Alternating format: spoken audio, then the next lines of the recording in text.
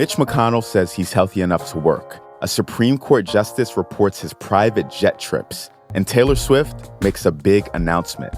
Those are some of the stories we have lined up for you today on The 7 from The Washington Post. I'm Jeff Pierre. It's Friday, September 1st. Let's get you caught up. First up, Donald Trump pleaded not guilty in the Georgia election case yesterday. The written plea means Trump won't return to Atlanta on Wednesday.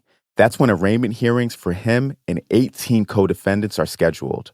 The former president faces 13 charges that he took part in a vast conspiracy to overturn his 2020 election loss in Georgia. It's one of his 4 ongoing criminal cases. In related news, 2 former leaders of the far-right Proud Boys group were sentenced yesterday for crimes related to the January 6 attack. Joseph Biggs was sentenced to 17 years in prison. Zachary Rell was sentenced to 15 years. They were 2 of the longest January 6 sentences handed down yet.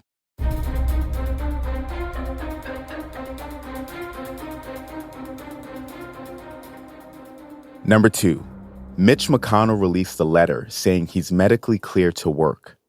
The Senate Minority Leader froze while speaking in public this week. It was the second time that's happened in 5 weeks. The letter was released yesterday and was from the attending physician of Congress. Wednesday's incident has raised fresh concerns about the 81-year-old's health, and some Republicans outside of the Senate have called for McConnell to step down. But his Republican Senate colleagues have remained supportive of McConnell, at least publicly. None have openly questioned whether or not he should set a timeline for resigning his leadership post.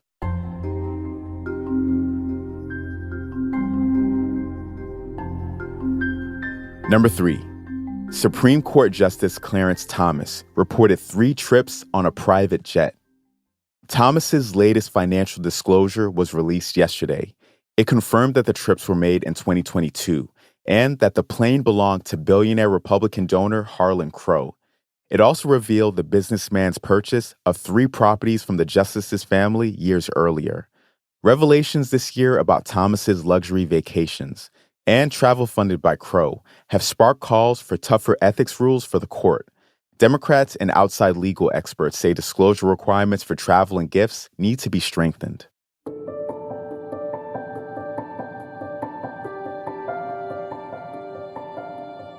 Number 4, a record number of families crossed the U.S. border illegally last month. New data shows that the U.S. Border Patrol arrested at least 91,000 migrants who crossed as part of a family group in August. That exceeds the previous high from 2019. The arrival of thousands of parents with children in remote areas creates a major humanitarian challenge at the U.S.-Mexico border. It could also place immigration in the spotlight during the 2024 presidential race.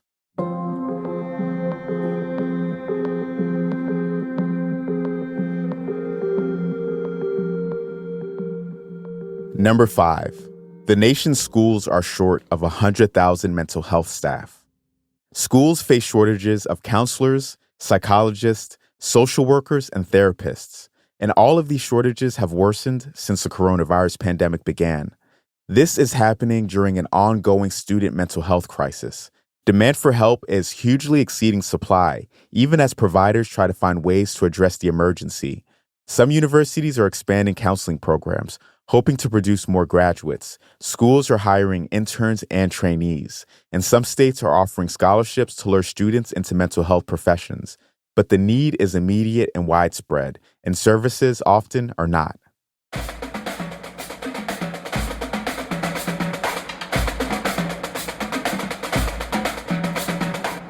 Number 6, this is the first big weekend of the college football season. Player transfers and conference realignment have made the game tricky to follow. One star quarterback followed his famous father, Coach Prime, that's Deion Sanders, to Colorado. One game to watch is number 5 LSU versus number 8 Florida State in Orlando. The game is on Sunday at 7:30 p.m. on ABC. It's the only matchup between 2 ranked teams this weekend, and it should be a high-scoring game. Welcome to the Eras Tour. And at number 7. This has been the most extraordinary experience of my entire life. Taylor Swift is bringing her Eras Tour to movie theaters. Swift announced this on social media yesterday. The movie will premiere in the US, Canada, and Mexico on Friday, October 13th.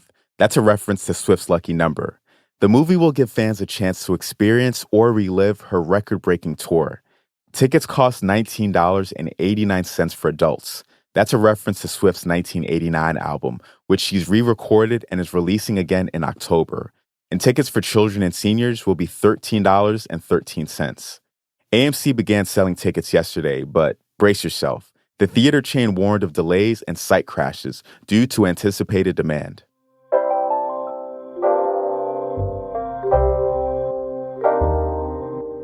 That's the show for this week.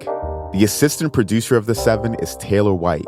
The staff writers are Jamie Ross and Hannah Jewell. John Taylor is our editor. Additional editing by Christina Quinn. Copy editing by Melissa No and Francis Moody. Mixing and sound design is by Jim Briggs and Justin Garish. Our theme music is by Edith Mudge. Our director of audio is Renita Jablonski. Now, Monday is Labor Day and the show will be off, but we'll be back with the podcast on Tuesday. But you can still read the 7 newsletter on Monday. If you've never seen the written version, you can find a link to it in our show notes. And make sure you subscribe. I'm Jeff Pierre. Thanks for listening. Have a great weekend, and I will meet you back here on Tuesday.